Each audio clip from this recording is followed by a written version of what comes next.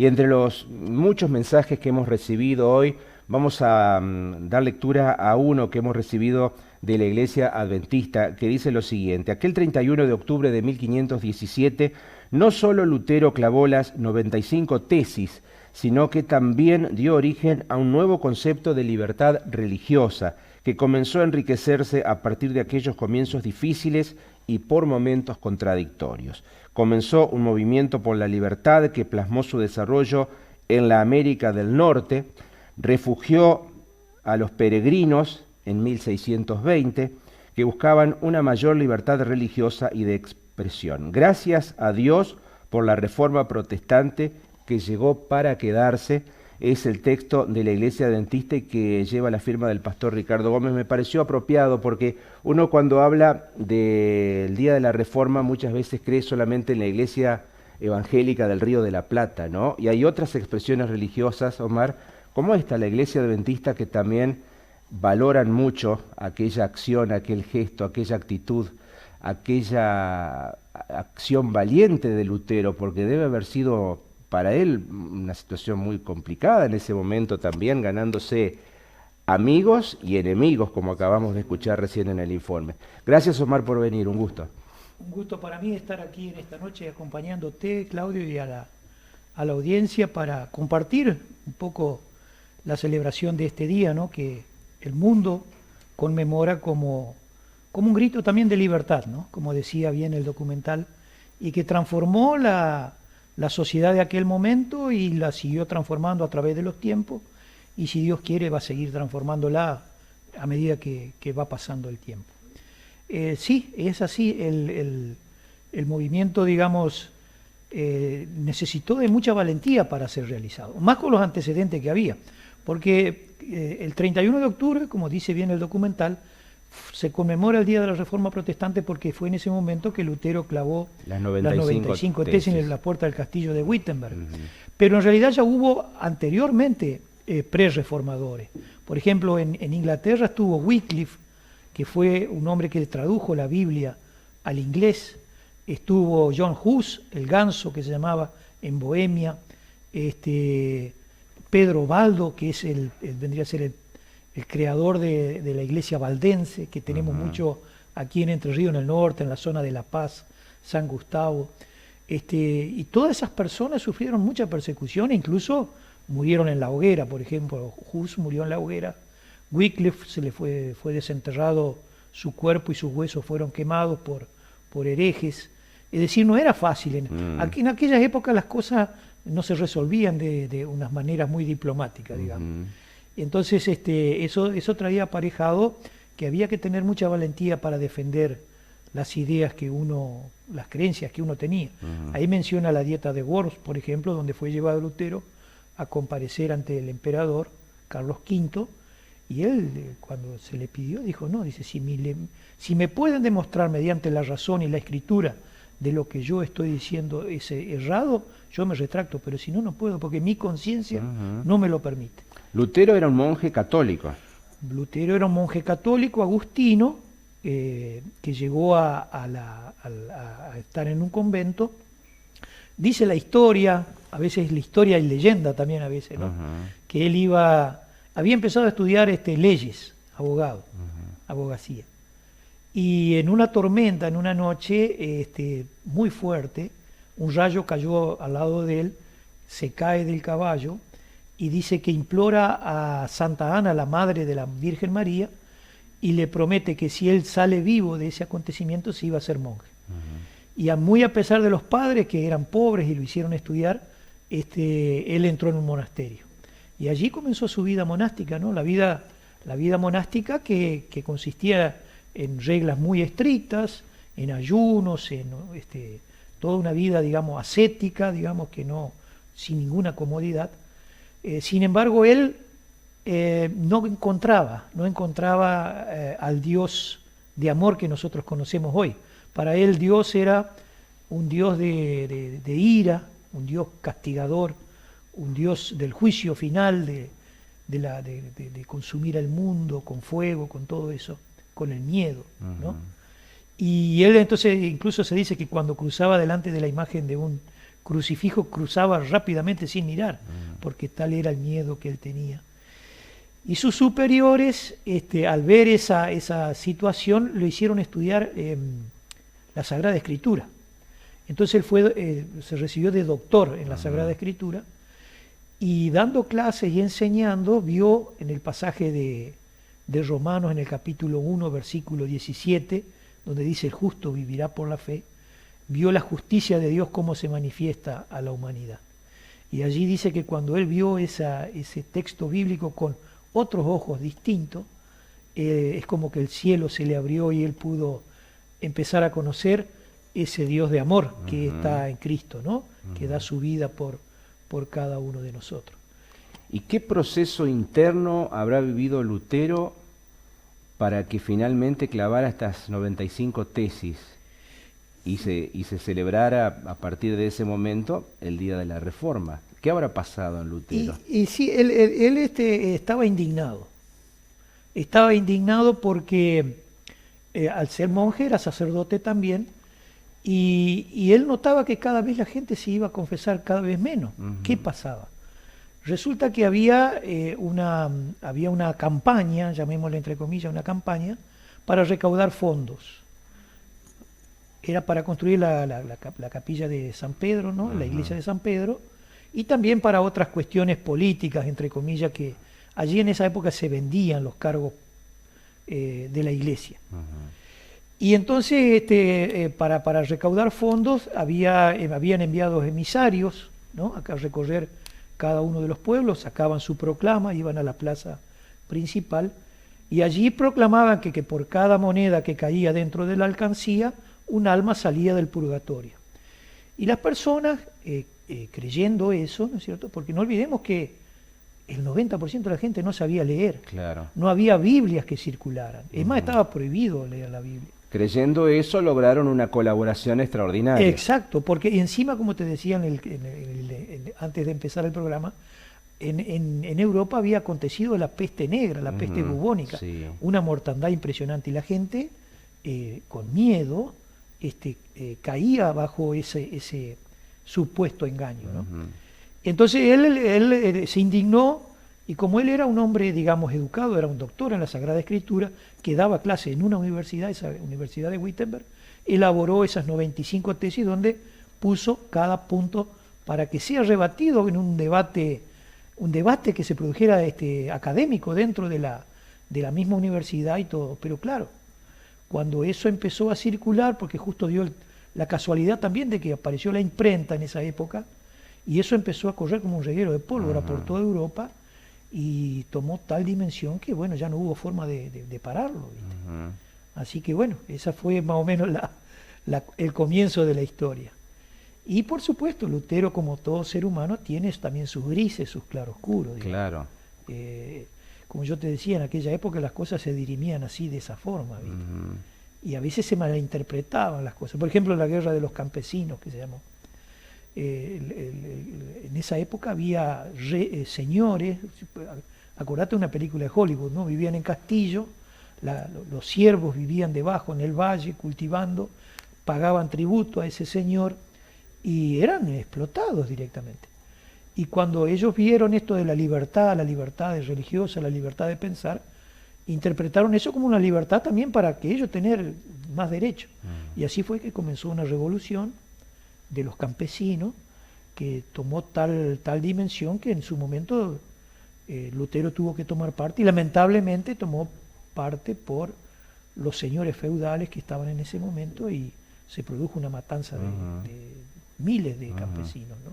Que se hubiera podido resolver de otra manera. De otra forma, seguramente. ¿Cuánto tiempo duró todo este proceso hasta que Lutero clavó las 95 tesis en la iglesia? Bueno, por eso yo te decía... ¿Eso fue algo rápido o llevó años? No, eso fue rápido en el 1517, y luego como todo empezó como un castillo de naipes que se empieza a caer, Lutero comenzó a hacer escritos, muchos escritos, uno de ellos, el más conocido, es La Libertad Cristiana, un librito chiquito, pero muy jugoso si uno lo quiere leer, bajarlo de internet incluso para leerlo. Otro escrito es el del libre arbitrio, el servo esclavo, digamos, se llama, es un escrito también de Lutero, porque en esa época también estaba el debate, que es otra de las características de la Reforma, ¿no? Cómo el ser humano, cómo es la naturaleza del ser humano. Es decir, nosotros somos buenos por naturaleza, somos malos por naturaleza. Somos capaces de creer en Dios por nuestras fuerzas, por nuestra voluntad, o no somos capaces de hacerlo.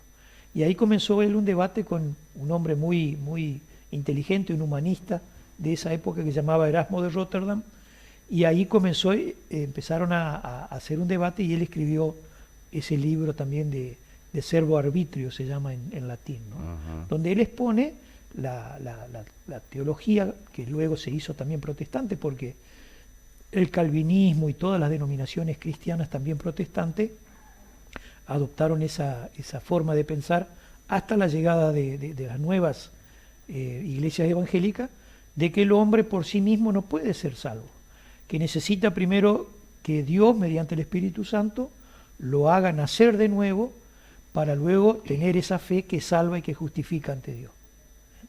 En cambio, las iglesias que no tienen esa teología dicen, no, el hombre todavía tiene voluntad para elegir, elegir a Cristo y tenerlo como su Señor y Salvador.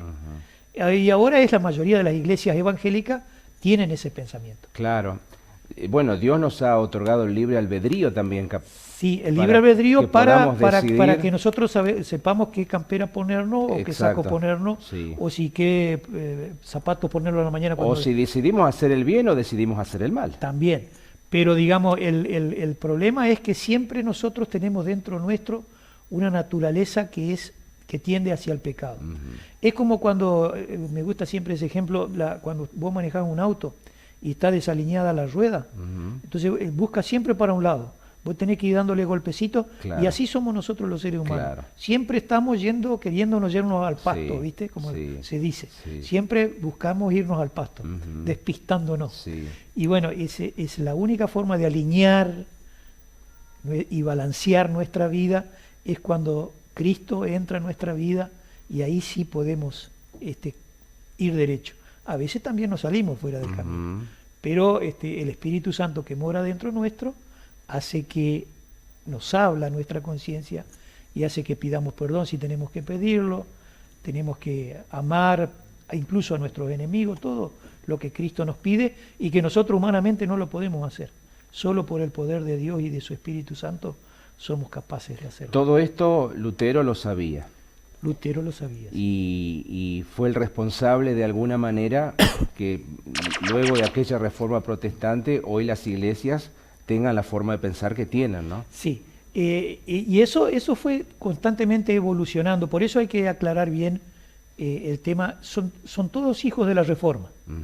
Cuando se produce la reforma protestante, en el inicio de la reforma aparecen 4 líneas, llamémosle, lo que sería el luteranismo, que era la iglesia de Lutero. Lutero nunca quiso que le llamen luterano a la iglesia, sino que él prefería que le llamen evangélica, ¿no? Sería la línea evangélica, la línea calvinista, que fue de Juan Calvino, o sea, la iglesia reformada, que se llaman en realidad, las iglesias de anglicana, que era la iglesia de Inglaterra, y las iglesias el ala radical se llamaba, que eran las iglesias que luego dieron lugar a los bautistas, a toda la iglesia que ellos comenzaron a bautizar a la gente de grande y todo eso. Entonces eran 4 líneas teológicas que tenían ese mismo fundamento que Lutero, pero por ahí prácticas un poco distintas también. Y luego, con el transcurrir de la historia de la humanidad y también de la iglesia, fueron apareciendo diversas denominaciones que comparten a la iglesia protestante histórica los mismos conceptos, digamos, pero también tienen sus caracteres distintivos, digamos, ¿no? Eso se va desarrollando a través de la historia, ¿no? Por ejemplo, para darte ¿La más genuina, la más leal a los conceptos de Lutero, cuál es? Y bueno, las iglesias luteranas, claro. Digamos, los que participan de las iglesias luteranas, que dicho sea de paso, dentro del luteranismo tenés varias ramas, digamos, claro. ¿No?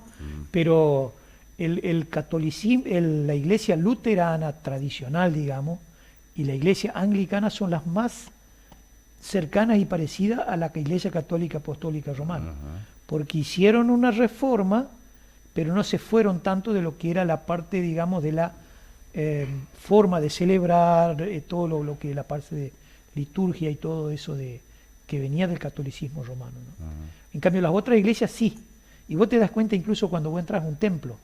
Vos entras a un templo luterano y vos vas a ver una cruz, vas a ver vela, vas a ver los vitrós, muchas imágenes también ves a veces también en iglesias luteranas protestantes. Sin embargo, vos entras en una iglesia reformada, calvinista o bautista, es una iglesia que no tiene adorno, no tiene nada, digamos, no, son conceptos distintos por ahí de ver y de vivir la fe. Pero ninguna de esas características salva. Para la Reforma Protestante el único que salva es Cristo.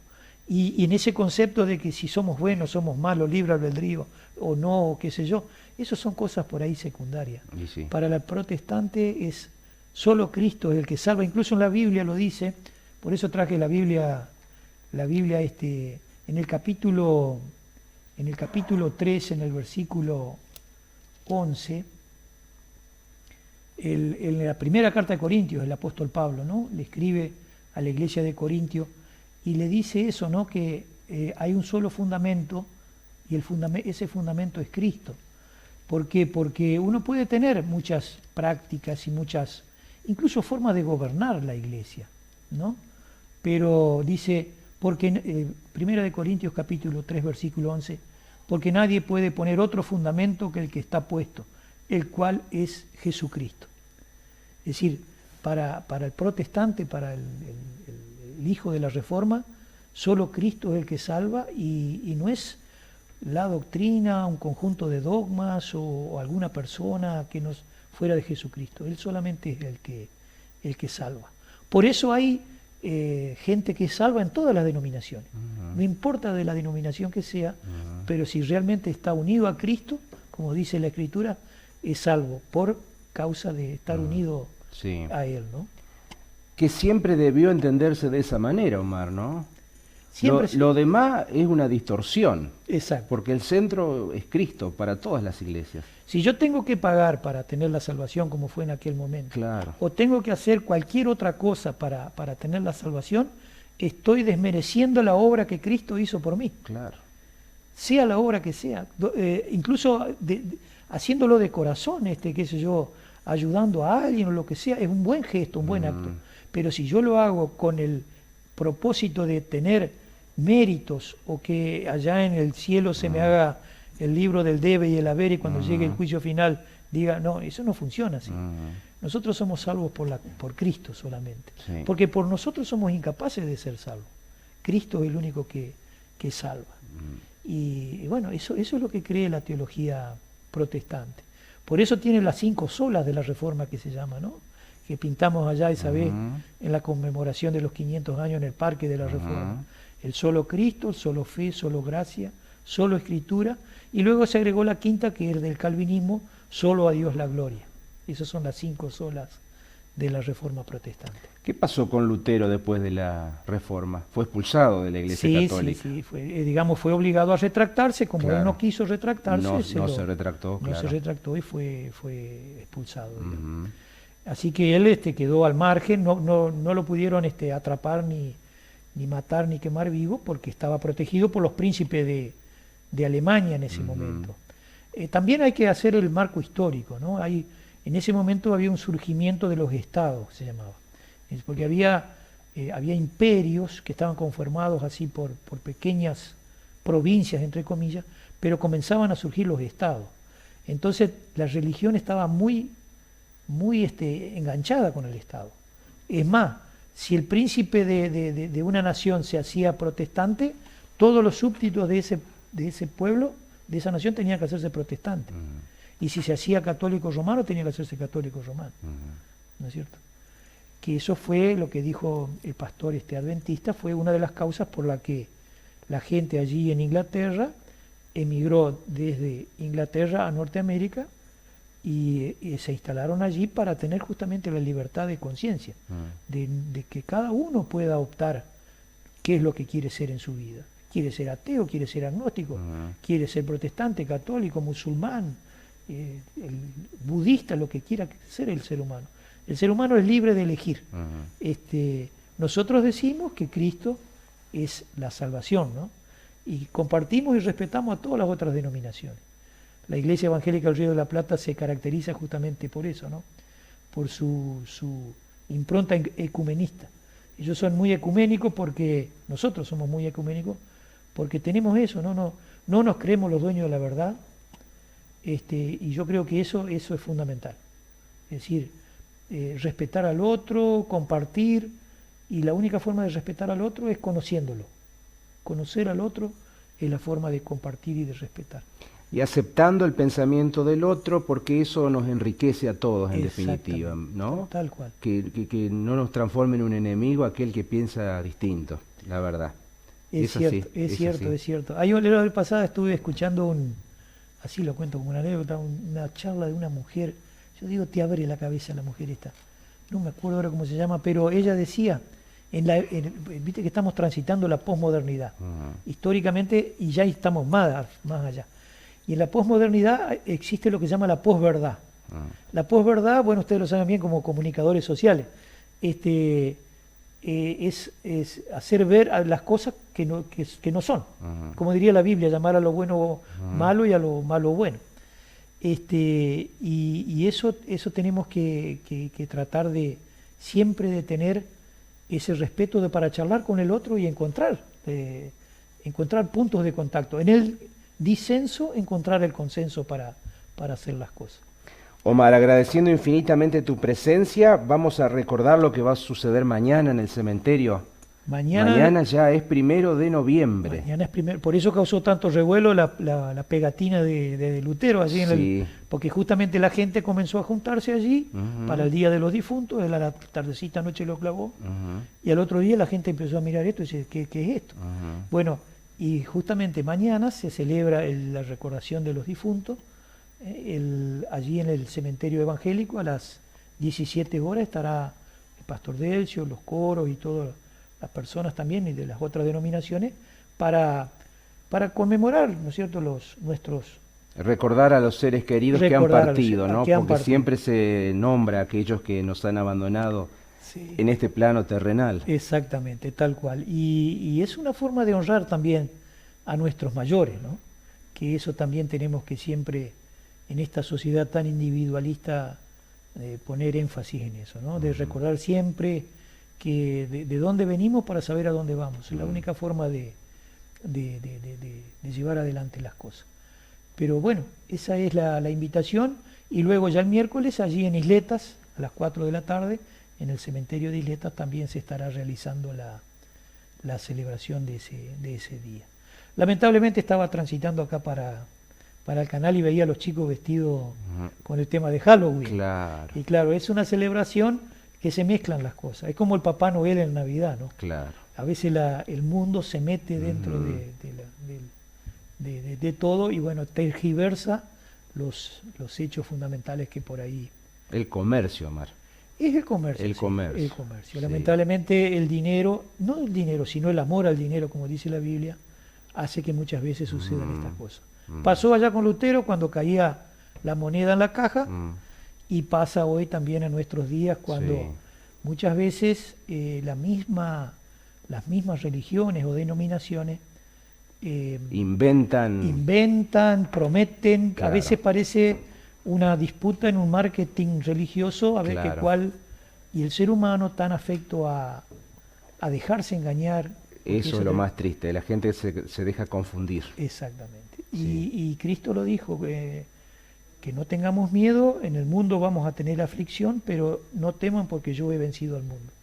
Cuando uno se hace creyente, se hace cristiano, no puede esperar otra cosa, muchas veces, Dios quiera que nunca, pero muchas veces lo que le pasó a Cristo, lo que le pasó a sus apóstoles, lo que le pasó a Pablo y a todos los que caminaron y siguieron con él, y en la iglesia primitiva allí cuando fue perseguida, eran comidos por los leones, pintados con brea y fuego como antorcha humana, la vía Apia, que era el camino del Imperio Romano lleno de cruces con cristianos crucificados,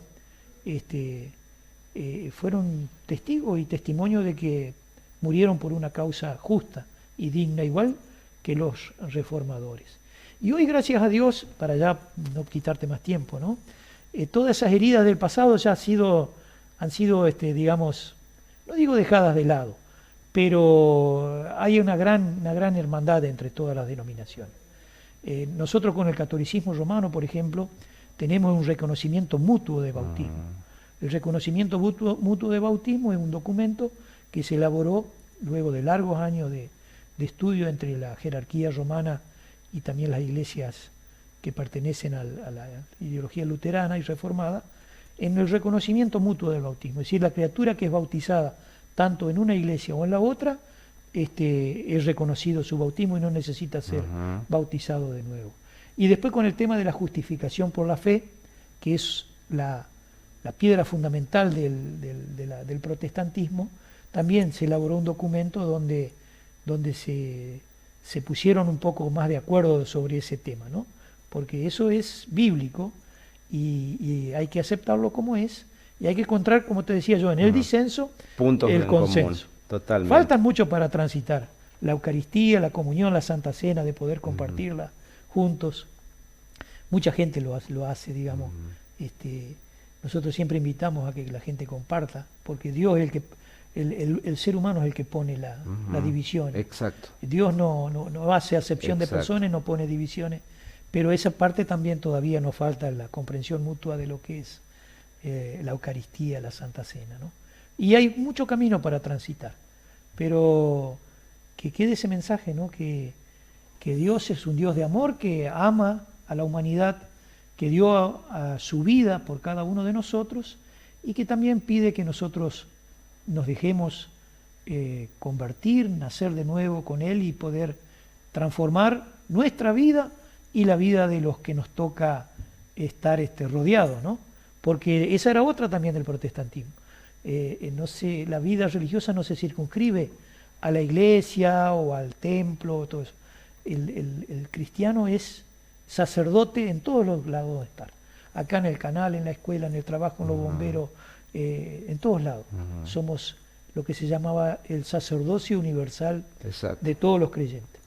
Exacto. No podemos tener una vida acá y una diferente en otro Exactamente. lugar. Así es. Exactamente. Omar, querido, muchas gracias por la visita. Ha sido un gusto tenerte esta noche con nosotros. No, gracias a vos, Claudio, y espero no haberlos cansado con tanta conversación. Para nada, muy interesante todo. Bueno. ¿Cómo sabés, Omar? Muchísimo sabés, realmente. Te felicito y gracias por ilustrarnos esta noche. No hay problema. Cualquier cosita, llame nomás y estaremos aquí presentes. Igualmente. Hacemos una pausa muy breve, ya venimos.